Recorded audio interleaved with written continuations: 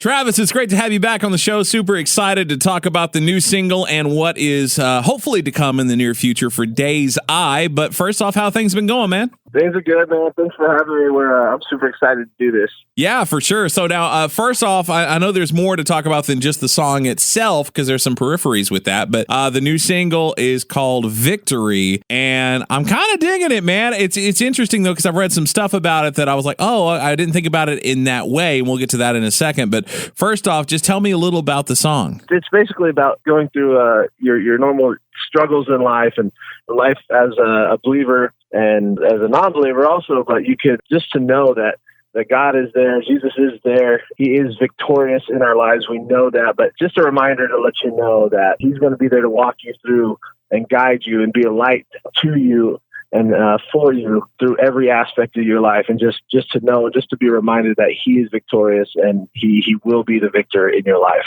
Sounds good, man. Now, how do you feel like sonically this song differs between other releases from your band Dayseye? This whole EP is going to be different, but this song in particularly, I think so far I've got two favorites, but it's definitely the one favorite that I have on this EP. It's all drop tune.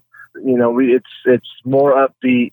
It's more melodic. It's got, you know, the other stuff was rock. This stuff's more metal. You know, it's more melodic metal. It's stuff that I've just been wanting to do forever. You know, we don't have anything restraining us or holding us back. So it's like we kind of did a whole genre jump. We jumped into this metal scene, so to speak, new metal.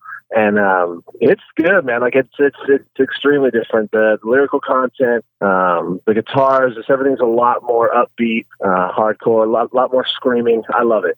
Nice. Now, what sparked the want to move in that direction? It was just something I've always wanted to do. It's just kind of, you know, we did rock and roll, or we did rock for a while, and we toured with that, and it was fun. And I don't know, during the writing process, I just kept wanting to do more and more heavy stuff. So I started writing heavier guitar riffs, heavier songs, because those are kind of my roots. Like that's just where I'm going back to. Like I was in metal bands for years, and when I toned it down, I went to rock, and I loved it. And I just kind of felt like we needed to go back in that direction. And there's something I prayed about, and I felt God's direction on it, and we're doing it, and his blessings on it, and that's kind of where that came from. Nice. Now, whenever bands have kind of a genre shift, I always kind of halfway wonder what kind of conversations go on behind the scenes, if any, about the idea of, okay, like we're changing the way that this sounds in a pretty drastic way. Do we need to change the band name? Was there any of that discussion going on? No, not really. It was more just excitement about jumping into heavier songs. There really wasn't any discussion about wanting to change the band name. But yeah, it was more just we're excited about doing heavier stuff.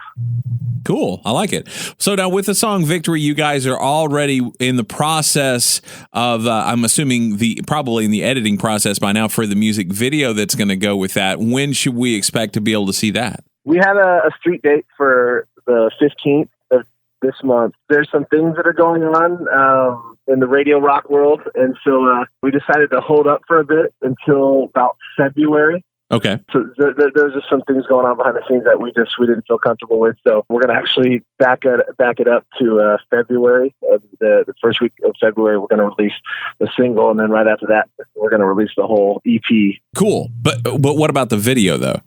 Oh, the video. Sorry. The video will probably come out maybe a few days before the song. Oh, okay. And that was pretty cool because we shot that whole thing behind the green screen, and we had a lot of fun doing that. Yeah, it looked like you guys were having just a little bit too much fun. Whenever you have enough time to shoot behind the scenes stuff yourself, that's just proof that you have too much time on your hands, man. That was their fault, man. I don't take any credibility. That was all Nathan's fault and Mike's fault and Vince's fault. So I still understand the same stuff. And I was like, hey, you guys go for it. I was too stressed out about getting the whole thing done. But no, they had a blast. We all had a blast, man. It was fun. Nate got a bunch of good footage. Mike got a bunch of good footage. And Vince, they had a blast doing it. I had fun. You know, I was just happy to get the thing over with. For sure, man, for sure. With the new EP, how long has, I'm assuming by the timeline you're kind of laying out that the EP is pretty well done. How long has this been in process for you guys? It's been going on over a year. Oh, wow. Yeah, it's been kind of a headache. It's just, working back and forth with different producers and just everyone else's timelines and things. Like we produced a lot of this with the co-writing with Jeremy Dunn for Nine Lashes. Nice. And that was a super fun experience. That guy's super talented. And then the one mixing and doing all that is he's a producer named Nick Radovanovic. He's a whole different animal, that guy. Like that, there's so much talent, especially between those two. And, so everything we're bringing to the table and having this whole production done, it's just something we had to take a lot of time with. To me, it was worth the wait. Like, it was grueling getting through it. I just wanted to get it done. But with the way everything turned out, it's just, I'm super excited about it. I love it, man. And so, yeah, it was a crazy process. Nice. I love that. Cool. Now, one of the things that I ran across in just kind of poking around online to see if there was anything that I missed from you guys was the fact that somebody quoted as saying, like, a lot of people refer to Dayseye as being the metal skillet. Is this something that people have said to you? Yeah, we like anytime we get new fans and stuff like that, or even, our existing fans, like, I like to ask them, like, well, hey, who do you think we sound like? Or, what do you want to hear from us? They'll say things like that. I've heard that one the most. Interesting. It's like, hey, you guys sound like a more metal version of Skillet, which I don't know if that's a good thing or a bad thing, but I kind of dig it because Skillet's like one of my all-time favorite bands. Like John Cooper and Corey and all them, they are an amazing band. So I would take that as a compliment, I guess. Well, that's good. That's good. But it's funny, though, because every now and then I'm coming to the conclusion that I don't have a lot of imagination, because statements like that sometimes will hit me and I'm just like, oh, well, I never even thought about that before. And I'm like, I feel like I should know more than some people who say stuff like that. I'm like, oh, well, maybe. Oh, sure, why not? Yeah. But it never even occurs to me, which is kind of funny, though, because now there's Fight the Fury, which is basically the more metal Skillet. Yeah, heck yeah, dude. Their stuff.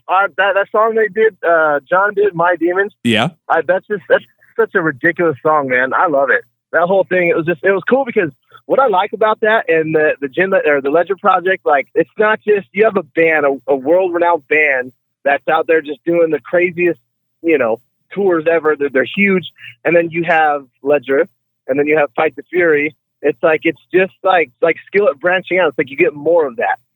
I don't know. That whole idea. I know I kind of changed the topic here, but no, talking about it. I love it, dude. I think it's awesome.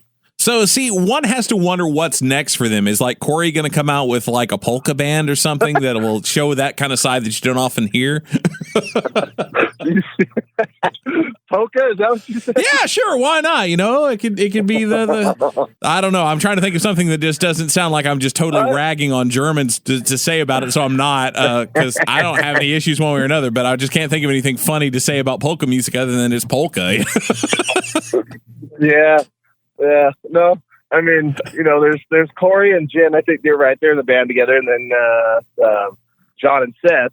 Yeah, right. So that kind of pretty much takes up the whole band. There you go. Yeah, I love it, man. I think it's awesome. Very cool, man. Very cool. So once the EP comes out and the singles, starting to do its thing and the music videos out and all that, what is the next step for you guys? What do you plan to do? Pray that God opens some amazing doors. We're going to start doing shows again. We'll start gigging again, do some rock and metal shows. Honestly, we're going to try and push this CD and the music as much as we can. God willing, we'll start touring again, because it's just it's not an easy task to accomplish. We did it last time and it was fun, but this time I think that even the rock industry is more different than it was, so which makes it kind of harder. But the fan base is still out there, so for us to tour, that's the big question. We'll see how the release goes. We'll see how the fans take to the music. We'll see. We're doing stuff with New Release Today. Just any kind of press that we can do. And mind you, we're doing all this without a record label, so this is all independent. Radio promoters, everything we're trying to accomplish. We'll see what kind of feedback we get, and if that's going to allow us to go the extra mile and start touring again. Because that's kind of the dream for us. Is we really just want to get out and start touring. Sure, yeah. And I mean, that's such a big part of it, which is funny because it has become a really difficult thing to do. And it's amazing how the difficulty in touring has even changed the face of some bands and in even their lineups. Most people are familiar with the band Family Force 5, and of course their lead singer has changed, a few years back. Well, Solomon or Soul Glow, their original singer, the main reason why he decided to step down is because he didn't want to tour anymore, which I didn't know until fairly recently. And I saw them perform like a Christmas show, Christmas Before Last, and he came on as to do some of their older stuff, and like half the show was him, and it was really good, and he was totally at home with it and had a lot of fun, and it seemed like he was just having so much fun. I'm like, I wonder if this is the start of something. And a friend of mine had gone up to him and talked to him after the show, and I had to head out, and she said that he was saying, if it weren't for the touring thing, I would be so close to coming back right now. And I'm just like, dude, you need to have a conversation about that. I'm like, I'm thinking about, and I don't know how this applies to you guys necessarily, but, you think about bands like Demon Hunter that they do like one tour every year and a half if it kills them or not. But those tours do well because they don't tour a lot and they don't have to kill themselves to do it. And I was like, bands like Family Force 5, like they need to do something similar to that because they tour so much that I'm almost like, it's almost you take it for granted that they're going to come back through your town within the next 6 months anyway, so there's no immediacy. Whereas if you guys were just doing one tour a year, that'd be a little different. So I don't know, but I don't know how that, like I said, I don't know how that applies to you guys necessarily, but it is just strange how it has changed as much as it has. Just with our work schedules alone, like it's, without having a label, something would have to drastically, change. It would be nice. I mean, touring, it's fun, but it can also be, it could be a, depending on the circumstances, it could either be an amazing time or it could be just the worst time, but I mean, because we all have jobs and, we're working and stuff, that's like I said, something drastic would have to change for us and allow us to be able to do that. Even if like some people have jobs that I know that their job allows them to leave and they go and they do these tours and then they come back to work. That's awesome. For us, I think that would be cool if we could get away with that, just kind of put our feelers out there and see if we can make that something that's sustainable, right? To let us be able to do that, to see like, hey, do we want to do this for the next 5-10 years or whatever, right. So, it's a big test. We'll see what happens. Right. And something that I don't think a ton of people realize is it's very easy as even a touring band that does it pretty frequently to come back from a tour poorer than you were when you left. And not only have you lost money on the tour as far as like money out of your pocket, you're also not putting money into your pocket to make up from that like you would have if you had a job and lost the same amount of money. So you really do have to love it to make it work. But at the same time, you also have to figure out a way that makes it financially non-stupid to do. Yeah. No, in fact, our when we went out and did our first tour, that was kind of the case. It was good. It was like a 2.5 month run, I think it was, or something like that. And, when we came back, it just you put out more money. That was our first tour. We didn't know what to expect. There's vehicle costs and rooms, staying at hotels, all that stuff. You got to feed 4 guys and. It's a lot. So when you come home, it's kind of like, man, my bank account was supposed to go up. It just depleted. Right. So, yeah, I feel you there, man. There's ways of doing it to make it, to make it happen. I mean, it just depends on how well you promote yourself. Now, to me, that's kind of the bread and butter right there. I feel like we did it backwards the first time. Yeah.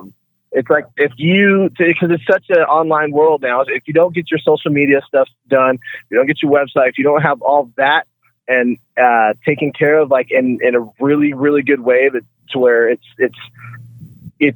so marketable and you're making so much money online. And I see people doing it. To me, that's step one. Right. So before you go out and even think about touring, and that's kind of what we've been focusing on. That's like, when you asked me earlier, how long has it been in this process? That's kind of been the big thing too, is while we've been writing the music, we've been focusing on our Facebook, on our Instagram, on our email list, on our website, and learning how to market this stuff, with not a very large budget. Right. And so when we're able to put all our energy and focus into this, we've seen some pretty cool results. Like, we've been looking at our analytics for our website, and we're just seeing numbers go up. It's like, oh, okay. And then we're starting to look at sales. It's like, okay, how can we make this a bigger margin? How can we do this better? Yeah. And that's also the other thing. It's like, because once you can get everything done online, and it's you're just making money monthly, which is very doable. It's just we're working out all the kinks. But once you get that step done, for just still really a no-name band, because that's kind of the case. But once you get that going and you start bringing in fans online, then the reward is touring. Yeah. And it still works. But if you're sustainable online, you can make that your lifestyle, and you go on tour, and that's the benefits, and going out and, preaching the gospel and doing what, we felt like we're called to do. That's kind of how we're trying to make it happen.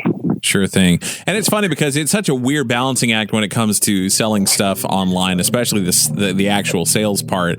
Is I've talked to some bands who are like, hey, we've got like this album out, we've got these t-shirts out, we're going to charge like $3 for the CDs and like $7 for the shirts. Does that seem like a good price to you? I'm like, for me, yes, it does. But for you, that seems stupid.